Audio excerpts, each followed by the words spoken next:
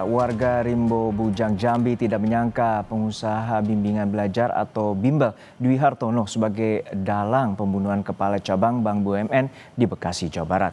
Warga mengenal Dwi Hartono sebagai sosok yang dermawan. Dalam pembunuhan kepala cabang Bank BUMN, Dwi Hartono dikenal sebagai sosok dermawan di kampung halamannya Desa Mekar Kencana, Kecamatan Rimbo Bujang, Kabupaten Tebo, Jambi. Dia dikenal sebagai pengusaha bimbingan belajar, motivator hingga crazy rich, sering memberikan bantuan dan juga bantuan modal kepada warga, termasuk bantuan UMKM hingga ambulans ke desa. Dwi juga sempat ingin maju pada Pilkada 2024 lalu. Sejak nama Dwi Hartono mencuat dalam kasus pembunuhan kepala cabang BUMN, rumah keluarga tampak sepi dan tidak ada aktivitas. Warga mengaku tidak mengetahui keberadaan keluarga.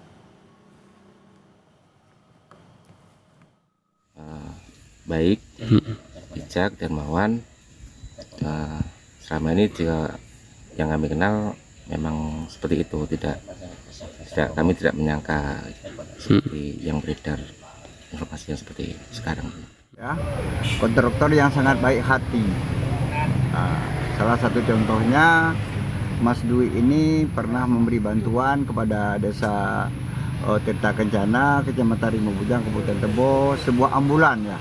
Ambulan tersebut memang sangat dibutuhkan dan sangat dipergunakan untuk kebutuhan masyarakat.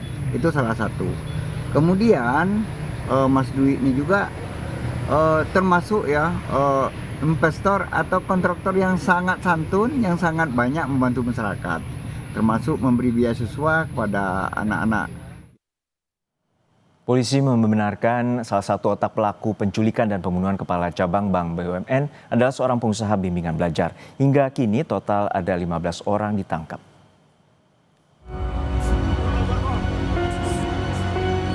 Kabid Humas Polda Metro Jaya Kombes Ade Ari membenarkan salah satu pelaku yang ditangkap, DH, merupakan pengusaha bimbingan belajar online. Sementara 15 orang yang ditangkap masih dalam pemeriksaan penyidik. Ada 15 orang yang diamankan. 15 orang yang diamankan ya. 6 orang diantaranya itu diamankan oleh rekan-rekan dari Subdit Resmob. Kemudian 9 orang lainnya itu yang mengamankan adalah Subdit Jatanras. Kami sudah membenarkan tadi bahwa saudara DH adalah seorang pengusaha atau salah satu bidang usahanya adalah bimbel online. Ya. Ya, jadi 15 ya yang diamankan ya total ya. Sementara itu di rumah otak pelaku pembunuhan yakni DH yang berada di Kecamatan Rimbo Bujang, Jambi tampak sepi. Sosok pelaku dikenal sebagai orang yang sering membantu warga, bahkan sempat ingin maju Pilkada 2024.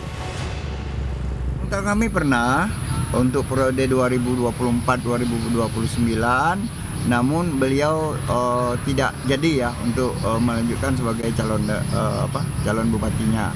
Mungkin. Kuasa hukum salah satu pelaku penculikan kepala cabang Bank BUMN menyebut ada 3 klaster dalam peristiwa ini, mulai dari pengintai, penjemputan paksa hingga eksekutor. Ia menyatakan kliennya hanya berperan dalam penjemputan paksa dan tidak terlibat dalam eksekusi yang merenggut nyawa korban. Mereka mengantar itu mereka juga dalam tekanan. Dan mereka salah satu terduga penjemputan paksa ini menyampaikan ke keluarganya bahwa mereka memang baru diperintahkan untuk membuang jenazah. Jadi peran mereka itu sampai di situ. Hingga saat ini polisi masih memeriksa 15 pelaku kasus pembunuhan kepala cabang Bank BUMN dan belum dirinci apa peran masing-masing pelaku.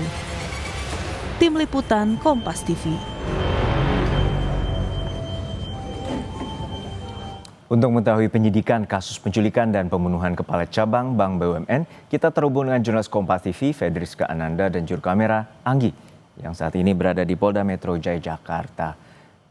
Fedriska, untuk saat ini bagaimana perkembangan penyelidikan dan terutama ada 15 orang telah ditangkap, apakah polisi telah merilis atau memberikan keterangan terkait dengan motif penculikan dan pembunuhan?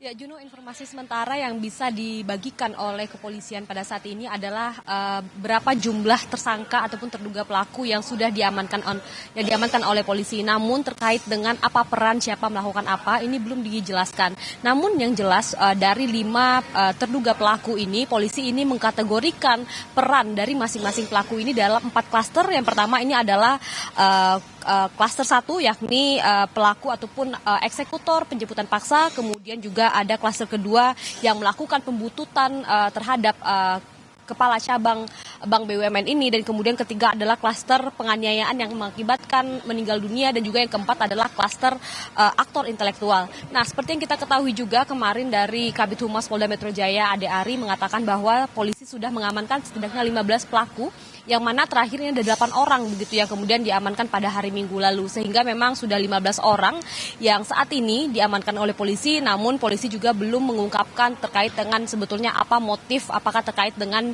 resiko pekerjaan sebagai kepala cabang Bank BUMN atau seperti apa, ataupun motif dendam pribadi, ini masih belum dijelaskan oleh polisi.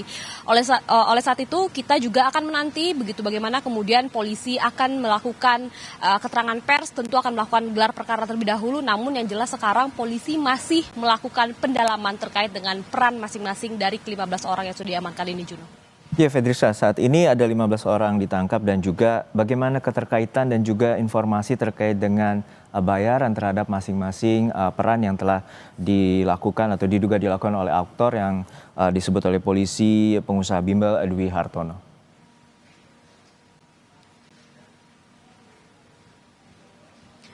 Ya, Juno, informasi yang kami dapatkan dari Kasubdit Jatanras Polda Metro Jaya mengatakan bahwa yang dilakukan oleh polisi saat ini adalah mencocokkan keterangan dari masing-masing terduga pelaku ataupun tersangka, sehingga oleh karena itu saat ini polisi masih belum memberikan keterangan resmi terkait dengan hal tersebut.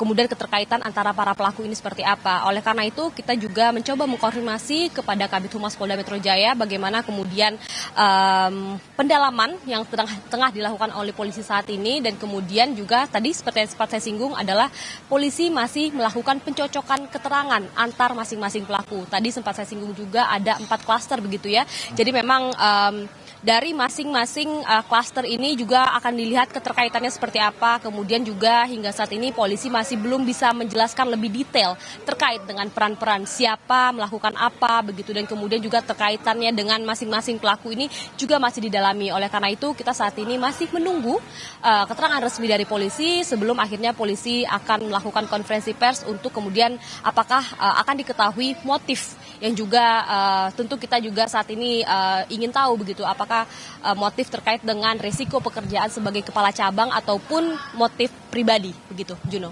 Baik, kita nantikan bagaimana pengusutan tuntas dari pihak kepolisian untuk menyelidiki dan menyidik terkait dengan kasus penculikan dan pembunuhan kepala cabang Bank BUMN. Terima kasih rekan Fedrisca Ananda dan juga Anggi dari Polda Metro Jaya Jakarta.